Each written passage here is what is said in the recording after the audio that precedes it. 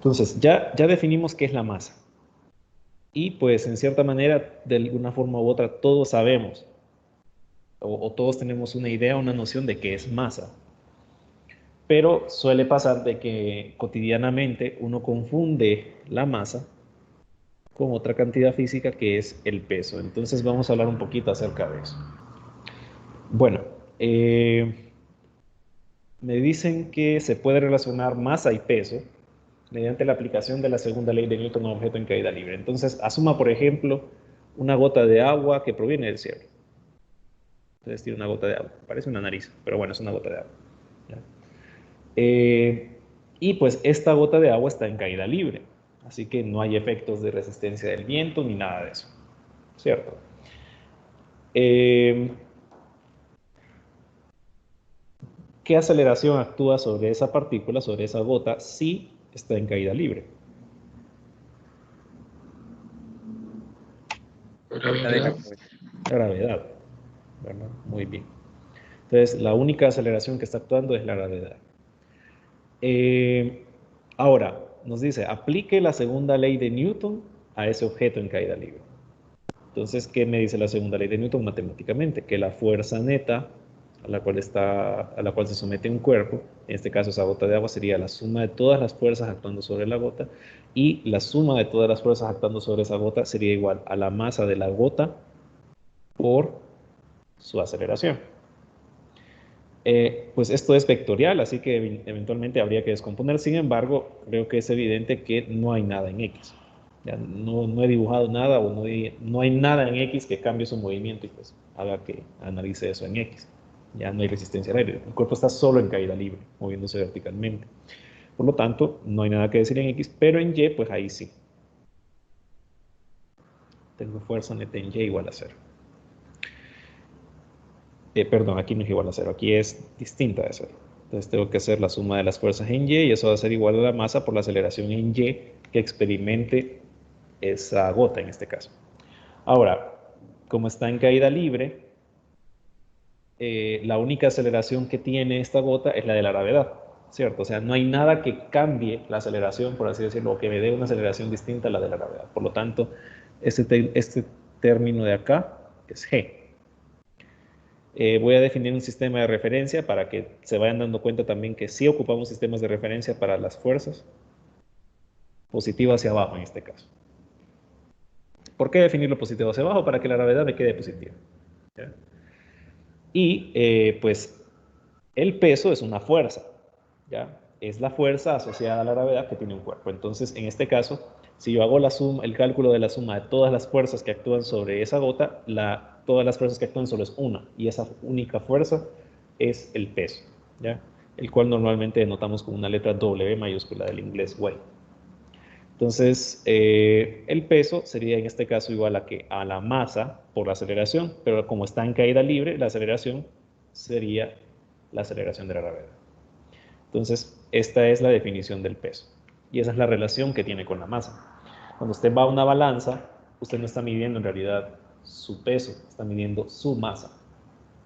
¿Ya? O sea, cuando usted va y se pesa, lo que llamamos pesarse en una balanza, en realidad es una medición de la masa corporal que tiene usted, por ejemplo. Ok, entonces eso de ahí es el peso de un objeto.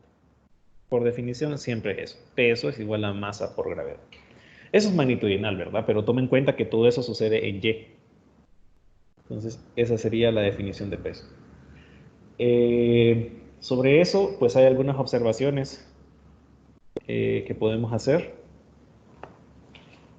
La primera es que el peso varía en función de la ubicación geográfica. ¿Por qué? Porque la gravedad varía en función de la ubicación geográfica. Eso es algo que ya habíamos hablado cuando discutimos lo de caída libre. ¿Sí? Que la gravedad no es uniforme en el planeta. Entonces, el peso, si la gravedad no es uniforme, el peso tampoco lo es. Entonces, por así decirlo, uno no pesa igual en Ceiba de lo que pesa acá en Tegucigalpa. ¿Ya? Y pues ahí sí hay complejos y todo eso, pues bueno, al final eso da igual. Entonces, el peso es una cantidad física que varía en función de la ubicación geográfica. Número uno. Número dos, el peso también varía en función de la gravedad del cuerpo celeste en el cual se encuentre el objeto que yo esté analizando. También tiene que ver con el hecho de que varía la gravedad en función del cuerpo celeste en donde usted la mida. Entonces ya habíamos hablado que la gravedad varía en la Luna, varía en Marte, varía en diversos planetas, ¿ya? Si esto varía, implica que el peso también, porque el peso depende proporcionalmente de la gravedad. Por lo tanto, uno se siente menos pesado en la Luna, que eso era el efecto que producía, ¿verdad? Que los astronautas se movieran extraño en el 69 y posteriormente hasta el 72, porque en la Luna, perdón, la gravedad es mucho menor que en la Tierra, porque la Luna es menos masiva. Y pues por eso entonces uno se siente, si estuviera expuesto a ese ambiente, se sentiría con menos peso. Ahora, lo que sí es un hecho es que la masa es la misma en todos los puntos. O sea, la masa es un escalar. O sea, que de cierta manera es una cantidad invariante. ¿Ya? Eh, la masa, por lo tanto, sería la misma en la Luna que la misma en la Tierra, que la misma en Marte. ¿Ya? Lo que cambia es el peso, porque cambia la gravedad. Lo otro es que esa fórmula nosotros la dedujimos asumiendo que el cuerpo está en caída libre. Sin embargo, por el simple hecho de usted estar, por ejemplo, sentado en la silla o acostado o de pie o lo que sea, por el simple hecho de estar en reposo o estático respecto del eje Y de un movimiento vertical, usted tiene peso. O sea, el peso no es que solamente lo tiene cuando está en movimiento, usted tiene peso por el hecho de estar sobre la superficie terrestre, por ejemplo. ¿Ya? Entonces, aunque ahí la deducción la hicimos para un objeto moviéndose en caída libre, la ecuación del peso también describe perfectamente esa fuerza para una persona que esté sentada o para un objeto que esté en reposo sobre una superficie. Y por último, pues lo que cotidianamente uno se confunde, la relación que hay entre masa y peso. La masa ya habíamos descrito que era una cuantificación de la inercia de un objeto, es decir, entre más masa tiene, más difícil es moverlo. O sea, más difícil es cambiar su estado de movimiento del reposo al movimiento. O bien también puede verlo así, entre más masa tenga un cuerpo y este se está moviendo, más difícil es tratar de detenerlo. ¿Ya? Entonces, por eso decimos que la masa es una cuantificación de la inercia, porque por esa relación que estoy explicando, ¿no?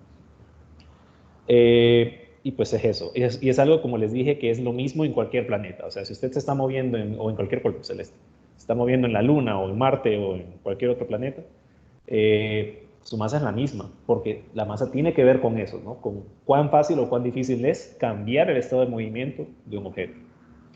En cambio, el peso es una fuerza, ¿ya? Es una fuerza. La masa es un escalar, es una propiedad física, el peso es una fuerza que depende de la gravedad. Entonces no son lo mismo. Nosotros cotidianamente usamos ese lenguaje para describir lo mismo. O sea, decimos nuestro peso, pero no sé qué, y no es eso. A lo que medimos en realidad es la masa. Ahora, no con esto pretendo que cambie su lenguaje, que diga, no, yo corrija a toda la gente diciéndole, no, yo lo que me voy a medir es la masa. O sea, tranquilo. Pero sí, pues es bueno a nivel de lo que están estudiando, de estos campos de estudio de física, de ingeniería y todo eso, hacer la distinción de masa y peso. Una observación, esta es la única cantidad donde una fuerza es igual a masa por gravedad. Esta aclaración que estoy haciendo ahorita se va a quedar más clara después cuando hagamos ejercicios. ¿Ya? Muy bien, procedamos ahora a definir la tercera ley de Newton.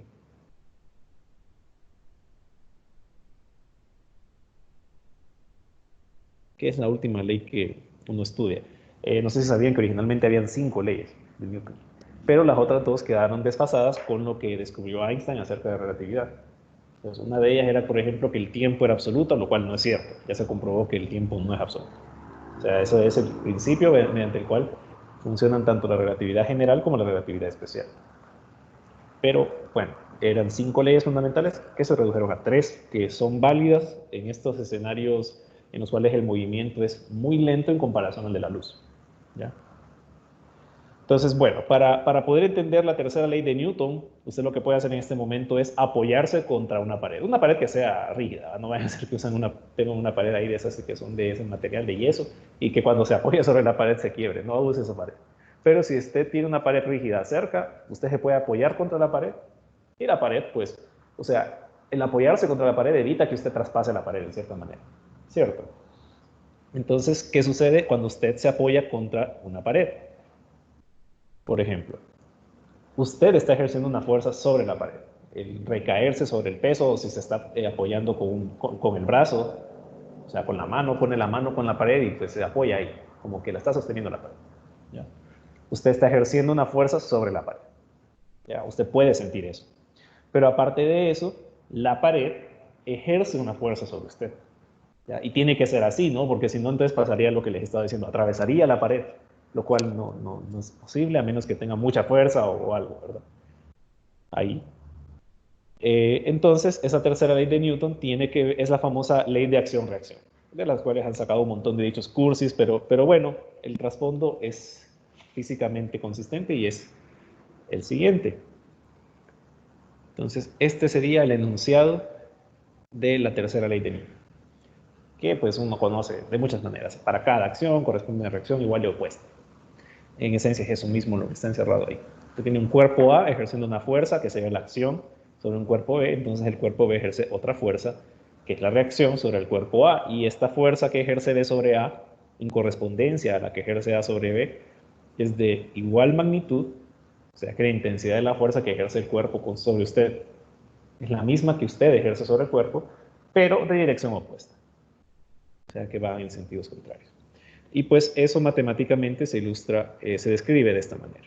Entonces usted tendría que la fuerza que ejerce el sistema A sobre B es igual a menos la fuerza que ejerce B sobre A. Entonces esa es la fuerza, la famosa ley de acción-reacción, o la tercera ley de Newton.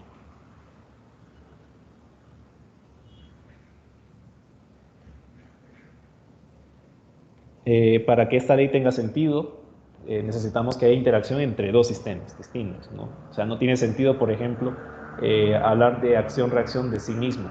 O sea, si usted habla de que una partícula ejerce una fuerza sobre sí misma, entonces sí misma hace una fuerza sobre ella, no tiene sentido, ¿ya? Entonces, siempre cuando hablamos de fuerzas de acción-reacción, tenemos que hablar de interacción entre dos objetos distintos o entre dos sistemas distintos, ¿ya? Por eso tiene una implicación física bien importante, pero no la vamos a ver ahorita. ¿Ya? No, esa no se ve ahorita. Bueno, sigamos. Entonces, esas son las tres leyes de Newton que nosotros vamos a usar para poder describir diversos sistemas físicos. ¿Ya? Entonces, vamos a ver muchas aplicaciones de esas leyes. Ahora, para poder describir estas leyes de Newton y sus comportamientos en diversos sistemas, uno ocupa una referencia. Y pues la referencia que uno utiliza para poder describir esto es una referencia gráfica que son los diagramas de cuerpo libre. Bien, aquí la palabra concurren es una palabra importante. Ya hay que entender bien eso. Ya eso lo voy a explicar con más detalle en un momento. Vamos a hacer algunos ejemplitos de diagramas de cuerpo libre. De los más usuales que uno puede encontrar.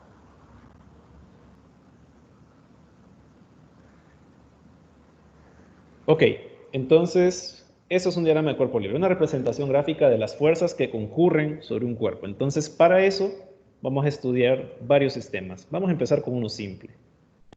Entonces, asumamos que ahorita lo que tenemos en ese sistema es una superficie y asumamos que usted tiene aquí una caja cuya masa es m. La superficie y la caja ejercen fricción entre sí, o sea, esta es una superficie rugosa, ¿ya? Y decimos que la caja se mueve hacia la derecha. Entonces la dirección lleva una velocidad hacia la derecha. Entonces, con base en lo que hemos visto hasta ahora, ¿qué fuerzas actúan sobre esa caja?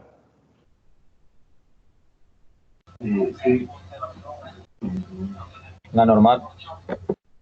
La normal, correcto, que es la que va desde la superficie hacia arriba, ¿verdad? Es la fuerza que ejerce la superficie sobre el objeto de forma perpendicular. La ¿Qué fuerza de otra? fricción. Hay una fuerza de fricción, La fuerza de correcto, fricción. que va en este sentido. ¿Qué más?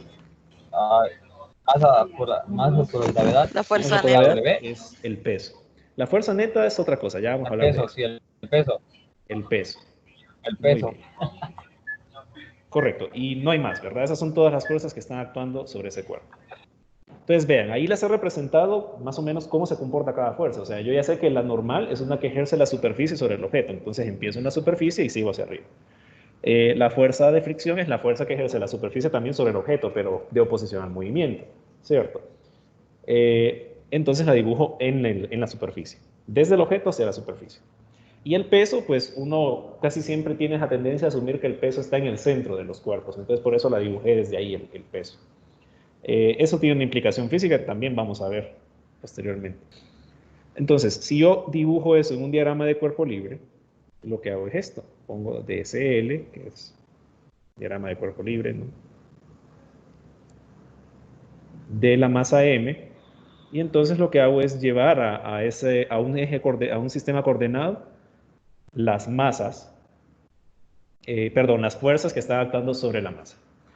Entonces, ¿qué es lo que hago yo? Bueno, asumo que esas fuerzas parten de un punto en específico, que sería el origen de ese sistema de referencia. Entonces, tendría que la normal va hacia arriba, tendríamos que el peso va hacia abajo, tendríamos que la fuerza de fricción va hacia la izquierda, y pues esas son las fuerzas que están actuando sobre el sistema.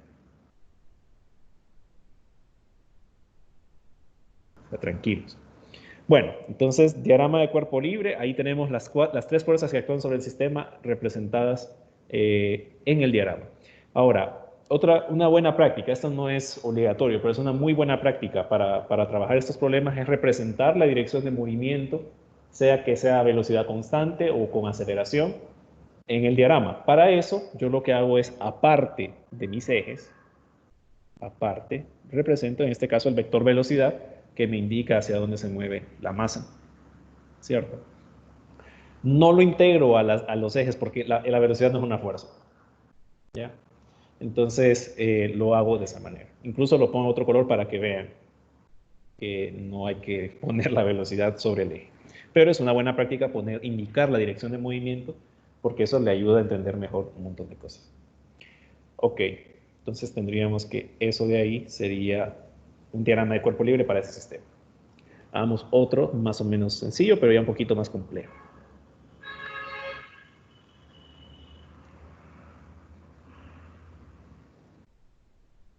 Entonces, asumamos que siempre tenemos esa caja, pero que ahora la fuerza aplicada es esta. Digamos que es como que usted lo está empujando, la fuerza aplicada. O sea, usted está aplicando una fuerza F sobre esa caja.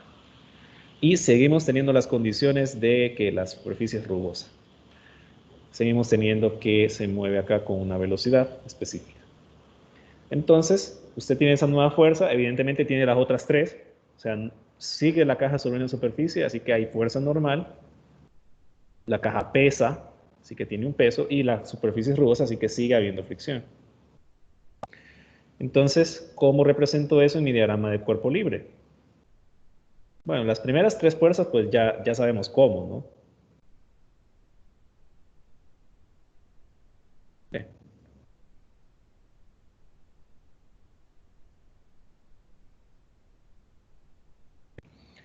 ¿Cómo represento la fuerza F en mi diagrama? Vean el vector hacia dónde va. Vamos a ponerle que hay un ángulo θ respecto de la horizontal. ¿En qué cuadrante iría la fuerza F?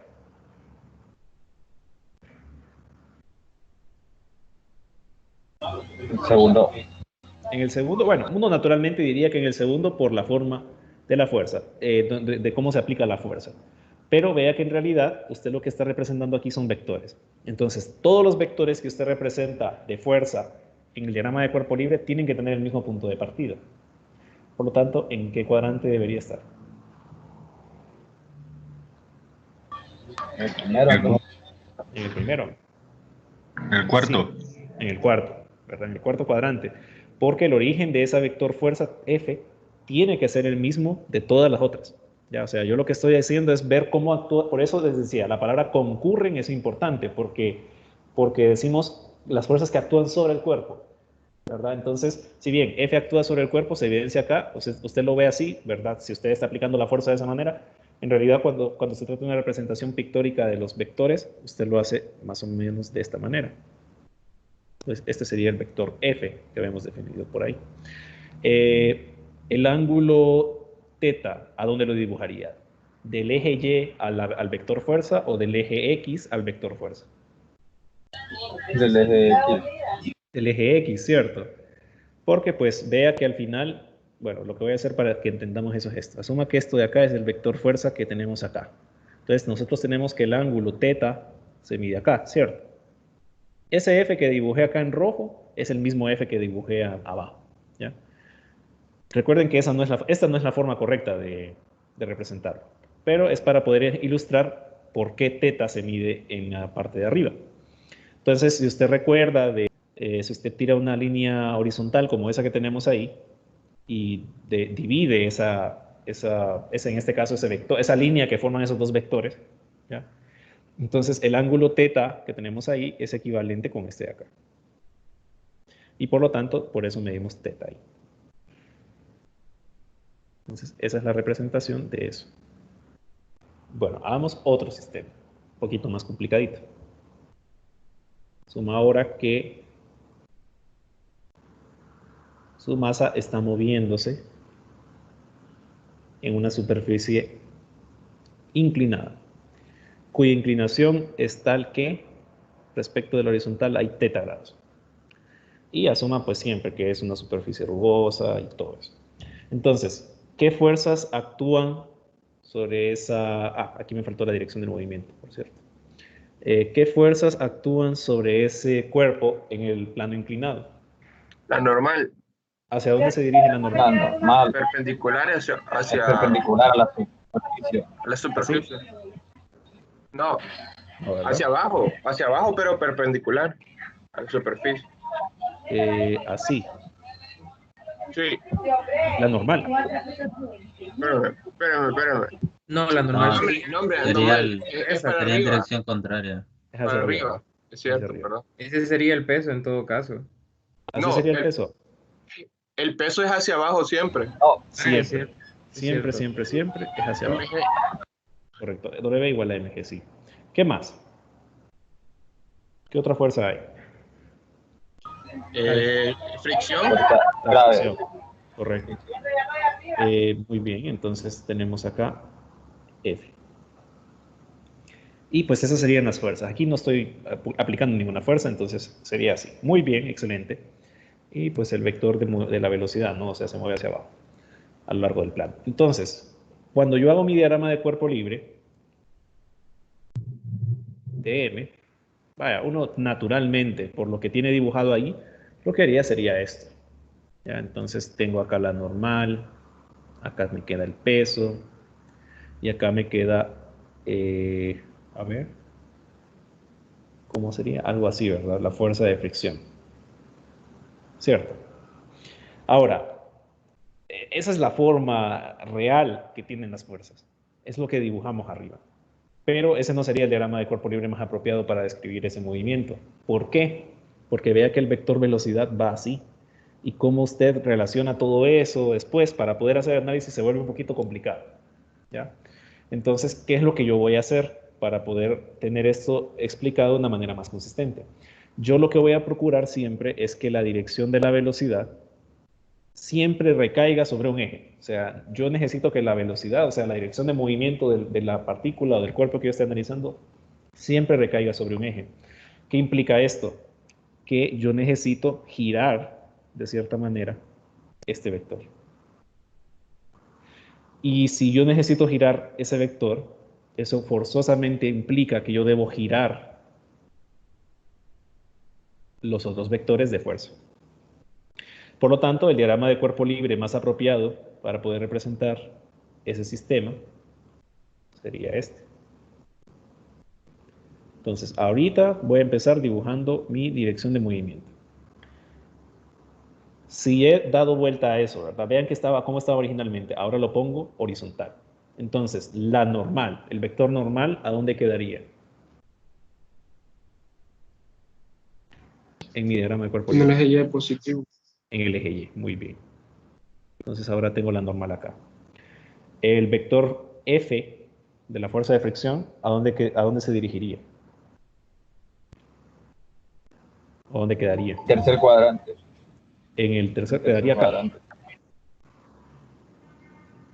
Ok, vamos a ver. Veamos qué ángulo tendría que haber de aquí a acá. Entre la normal y F.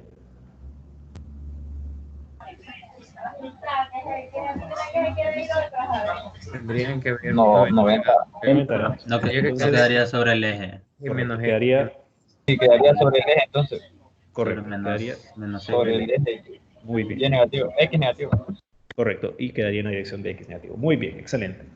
Y el peso, que originalmente estaba hacia abajo, ¿a dónde quedaría? En el cuarto cuadrante. En el cuarto cuadrante. Ese sí me queda en un cuadrante. Muy bien. Y ahora noten lo siguiente. Para yo lograr poner la dirección de movimiento horizontal, así como acá, yo tuve que girar el sistema. Eso lo expliqué antes. ¿Cuántos grados o qué ángulo tuve que haber girado el sistema para poder lograr que quedara así como está ahorita? 45. 45, wow, pero ¿de dónde sacó que 45? No tengo en ningún lado anotado eso. No, yo lo digo. Suponiendo la inclinación de teta. Teta, Sería- los teta grados, ahí sí. Es que me dijo 45 y yo, wow, lo logró ver. Tuve buena chiripa y dibujé una línea inclinada a 45 grados. No, Pues, yo pero- lo digo porque la Ajá. fuerza normal estaba perpendicular. Y sigue estándolo, si se fijan. No, sí, pero ya está, ¿cómo les digo? En el plano, Sí, en la bueno, línea. está bien, ok. Pero sí, o sea, teta grados sería en esencia. Entonces, giré el vector B teta grados. Por lo tanto, giré la normal teta grados. Giré F teta grados. Y giré W, que es el peso, teta grados. ¿Ya? O teta radianes, lo que sea. Entonces, eso de los teta grados o los teta radianes, ese ángulo teta, no me importa mucho para la velocidad, ni para la normal, ni para la fuerza de fricción, porque esas recaen sobre ejes. Pero sí me importa para poder describir el peso. Entonces, ¿hacia dónde yo giré teta grados para que el sistema me quedara de esa manera? ¿Giré en sentido horario o en sentido antihorario o en sentido horario? O en sentido Antihorario. horario. Por lo tanto, ese ángulo teta, ¿dónde quedaría expresado para el vector peso? ¿Sería medido desde el eje Y hasta el vector peso o desde el eje X hasta el vector peso? Desde el eje X. Desde el eje X. ¿Y los demás qué dicen? Recordemos cómo estaba originalmente, ¿ya? Originalmente estaba... Sería para que todos los ángulos van en el eje horario, entonces sería de Y a W, ¿verdad? Sí, entonces aquí lo vamos a visualizar un poquito mejor. Vea que así estaba, ¿no? Entonces, para poder mover todo, para poder mover F a su nueva posición, tuve que bajar acá teta grados. Para mover N, tuve que elevar eso teta grados. Entonces, para Así poder sería mover, el eje Y entonces. sería teta grados. ¿Sí? ¿Lo ven todos? Entonces, teta iría aquí. Esto sí me toma un buen tiempito explicarlo porque sí, suele generar confusión. Pero entonces pues, manéjenlo de esa manera. Si ustedes hacen esto, vuélvanlo a dibujar, pero de ahí hagan como que estén girando todo, ¿no? Y entonces el giro se daría de la manera en que lo estoy explicando en este momento. ¿Ya? Entonces ahí queda expresado mi teta grados. Muy bien, excelente. Entonces ese sería el diagrama de cuerpo libre para ese sistema. Bueno, hagámoslo así, sencillo. ¿Qué fuerzas actúan sobre ese bloque que está colgado de una cuerda, que está colgada de una pared? ¿Qué fuerzas actúan sobre el bloque? Tensión y MG. Peso y una fuerza. Y una fuerza... La fuerza de tensión y Muy el bien. peso. Entonces tendríamos tensión, Ahí. tendríamos peso. Entonces, el diagrama de cuerpo libre de esto es bien simple, porque solo van esas dos fuerzas y ya. Entonces me quedaría T hacia arriba y mg hacia abajo. Muy bien, pues sí, solamente es eso. ¿Ya? No hay normal porque no está sobre una superficie el objeto. ¿Cierto? Entonces, las únicas dos fuerzas que tiene actuando sobre ese sistema, así como está, son esas. Vean que si asumimos que eso no se mueve, pues ni siquiera pongo la dirección de movimiento. Muy bien, hagamos uno más. Entonces, ahora asumamos algo similar, pero ahora tengo dos masas.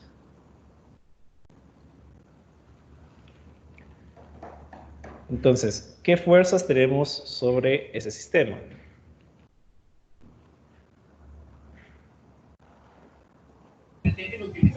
Hay La tensión peso siempre. y hay Ah. dos fuerzas de tensión. Hay dos fuerzas de tensión, ¿verdad? Porque son dos cuerdas distintas que sostienen a dos objetos. Muy bien. Sí. Entonces vamos a llamar a la tensión de la masa 1 T1 y a la otra pues T2. ¿Qué más? El peso en ambos. Correcto. Cada masa tiene un peso. Sí. M2G y M1G. Ajá. Entonces tenemos dos cuerpos. ¿Cuántos diagramas de cuerpo libre debemos hacer entonces? Sería dos. Dos, correcto. Uno para cada cuerpo. Muy bien. Entonces pongámosle el diagrama de cuerpo libre de M1. Simplemente sería T1 y el peso, ¿cierto? ¿O falta algo?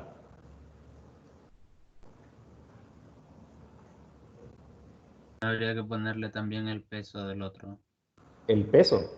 ¿Por qué el El- peso? cuerpo, de la otra masa. ¿O Pero bueno, si usted me dijera que tiene que ir el otro peso, entonces me estaría diciendo que M1 pesa M1 más M2, y no es cierto. Entonces no No. sería el peso, La T sería entonces. sería la tensión. tensión, correcto. O sea, la Porque- masa M1 experimentaría la tensión T2 también, no? Ah, ok. ¿cierto? O sea, porque por los dos lados ella siente tensión. Bueno, tensión de física, no la tensión. Ay, estoy tenso. O sea, tensión de física. Bueno, Pobrecita, acuerda. pobrecita. ¿verdad? Sí, entonces eso. Tienen que ir las dos fuerzas. Tensión T1, la tensión T2 y el peso. Eso sería para M1. Ahora, para M2, ¿qué fuerzas tendríamos que actuar sobre el sistema? La tensión y el peso. Correcto. La tensión T2 y el peso, esta es más sencilla. Ahí sí. Entonces usted en algún momento dijo, debe ir el peso y todo eso. La información de esta está contenida en esto. Entonces, algo que debemos fijarnos cuando hacemos diagramas de cuerpo libre es que debemos analizar las fuerzas en cada cuerpo. O sea, lo que sucede en cada cuerpo individualmente, independiente de lo que sucede en el otro. Lo que sucede en el otro corresponde a otro diagrama de cuerpo libre. O sea, para cada cuerpo es un diagrama de cuerpo libre. Ahora, lo que sí debe tener cuidado es no omitir fuerzas. O sea, por ejemplo, aquí no ocupo expresar nada de M2G, el del peso de M2, porque esa información ya está embebida acá. ¿Ya? Cuando yo introduzco la tensión T2, que está actuando sobre M1, ahí es donde está embebida la información del peso del otro bloque, porque sale de aquí. Al momento de hacer el análisis, pues eso va a quedar más claro. Hagamos algo más. Digamos que ahora yo quiero conocer parámetros de movimiento del sistema. Entonces, digamos que voy a hacer ahora un diagrama de cuerpo libre de todo. Y asumamos, entonces, ¿qué significa hacer un diagrama de cuerpo libre de todo? Asumir que aquí es una caja negra, cuya masa es M1 más M2. Porque yo puedo hacer eso perfectamente. Asumir que el sistema es un todo y pues hacer eso. Entonces, ¿qué fuerzas actúan sobre esa caja negra, sobre ese sistema que cuando nosotros llamamos caja negra a algo que no conocemos que hay en el interior? ¿Ya? Entonces, asumamos que no conocemos qué hay adentro, pero tenemos que esa es la información que hay. Aquí, pues, asumiendo que la masa de la cuerda es despreciable también, de cierta manera. Sería Entonces, T1, Ajá. T1 y MG2. Solo MG2. Ah, M2G. no, porque sería la suma, ¿verdad? Sí, sería la suma. Entonces sería M1 más M2 por G. Si nosotros hacemos la referenciación a todo el sistema, o un sistema como un todo, que puedo hacerlo perfectamente en función de la información que yo esté buscando, tendríamos esa relación. Muy bien. Listo. Y pues esos son algunos ejemplos de diagramas de cuerpo libre. No sé si tienen alguna pregunta. No tendríamos que poner la tensión 2. No, porque por eso le digo que es una caja negra. O sea, cuando digo que es una caja negra, es que yo no sé qué está pasando adentro. Asumo que el sistema es un todo, cuyo peso es M1 más M2, y bueno, si somos muy formales, más la masa de la cuerda que está adentro. Pero como nosotros no sabemos qué hay, Lo único que sabemos es que había dos cuerpos, entonces yo lo asumo así. Entonces no, T2 no va si el diagrama de cuerpo libre es del sistema. Ahora, si hago un diagrama de cuerpo libre para cada caja, ahí sí, y pues aquí se evidencia, ¿ya? Pero si es del sistema, no, porque se puede, eso se puede hacer también. Bueno, entonces, eso. Entonces vamos a dar algunas observaciones acerca de esto de los diagramas de cuerpo libre. Una es la que ya mencioné, el hecho de que usted debe hacer un diagrama de cuerpo libre para cada punto de análisis que tenga, ¿ya? Entonces ahí hay varios ejemplos, donde los puntos de análisis son sencillos. La otra cosa es que para hacer un diagrama de cuerpo libre no necesariamente tiene que ser sobre una masa. Usted, por eso pongo ahí diagrama de cuerpo libre para cada punto de análisis, porque usted puede tener, digamos, una unión entre dos cuerdas, donde puede hacer un análisis de fuerzas y es válido. ¿Ya? O sea, si usted tiene una unión entre dos o tres cuerdas, tiene tres tensiones actuando sobre ese punto, ¿cierto? No hay un peso porque, pues, un nudo no tiene sentido medir el peso de un nudo, pero sí hay una concurrencia de fuerzas. Por eso les he estado diciendo, ¿no? No pierdan de vista la palabra concurren, fuerzas concurrentes, ¿ya? Entonces, cuando hablamos de concurrir, estamos hablando de las interacciones que se dan sobre un cuerpo en específico, ¿sí? Y pues de ahí que vengamos con esta explicación. Entonces, esa es una observación muy importante. Saber definir puntos de análisis y pues qué fuerzas actúan sobre esos puntos, que pueden ser cuerpos como tal, partículas, o pueden ser puntos de análisis sin masa de las cuales podemos sacar información. Esas son generalidades que salen al momento de trabajar diversos problemas. Entonces, esa es una observación. Y la otra, entonces, una vez más, vemos que no nos vamos a deshacer tan fácil del sistema de referencia, siempre lo vamos a ocupar. Entonces, nosotros vamos a tomar una convención. Una convención es un acuerdo entre todos para trabajar estos problemas, ¿ya? Pero en realidad usted puede no tomar la convención y no hay problema. Pero la convención que nosotros vamos a tomar es que siempre vamos a definir el sistema de referencia positivo en donde se dé la dirección del movimiento natural del sistema, ¿ya? O sea que si el sistema naturalmente se mueve hacia la derecha, así como era el caso en esos tres diagramas de cuerpo libre que tenemos arriba, aquí, si seguimos la convención de que en la dirección de movimiento yo defina positivo, eso involucra que todo lo que se mueva hacia la derecha es positivo en todos los sistemas, ¿ya? Y pues en el caso de Y, donde no hay movimiento, en este caso, puedo definir positivo donde yo quiera. Como bien defino positivo acá arriba, bien lo hago acá abajo, bien lo hago acá arriba. Eso no importa para Y en estos casos, porque no hay movimiento en Y. Si hubiera movimiento en Y, digamos que el cuerpo, aparte de moverse hacia la derecha, se mueve hacia arriba, de alguna manera, entonces ahí sí, tiene que ser forzosamente el sistema de referencia positivo hacia arriba, conforme a la convención que estamos definiendo en este momento. Por ejemplo, en este diagrama de cuerpo libre de acá, tendríamos que, evidentemente, con el sistema de referencia planteado, la fuerza de fricción va a ser una fuerza que va negativa. ¿Qué fuerza iría positiva en X para ese diagrama, para ese sistema de referencia que yo estoy planteando ahí? ¿Cuál de esas fuerzas sería positiva? En X, va, solo en X. No hay. No hay fuerzas en X. La fuerza neta creo que es. La fuerza neta. O- La fuerza neta es la suma de las fuerzas. ¿Cuál es qué significa la F grande? La F es una fuerza F, solo es una fuerza arbitraria. La fuerza F, entonces. Toda la fuerza F. O sea, pregunto acá, solamente en X. Solo en X. Por ahí decían N y F. N es negativa en esta referencia, porque vea que tomé negativo hacia arriba. Entonces, más bien N sería negativo. Pero eso es en Y. En Y no estoy analizando nada. Yo les pregunto en X. ¿Hay alguna fuerza en X ahí que sea positiva? Ajá. ¿En qué cuadrante está este vector? En el cuarto. Ok. Ajá. Y bueno, los vectores, hay varias maneras de poder describirlos, ¿no? Una es como está ahí, magnitud y dirección. ¿Qué otra forma existe de expresar un vector? Por sus componentes. Así Por con las componentes. componentes. Entonces, ¿qué significa? Que puedo descomponer ese vector, ¿cierto? ¿O no? Sí. Claro. Entonces, ¿qué es la componente en X, por ejemplo? Sería el vector que va desde el origen hasta, pues, donde llegue en X. Y pues la FY sería lo mismo en Y. Como las proyecciones de ese vector sobre cada uno de los ejes. Ahora les pregunto de nuevo, ¿qué fuerzas positivas hay en X? La fuerza F. La componente X de F, no la fuerza F. La fuerza F va en el cuarto cuadrante. Pero la componente en X sí.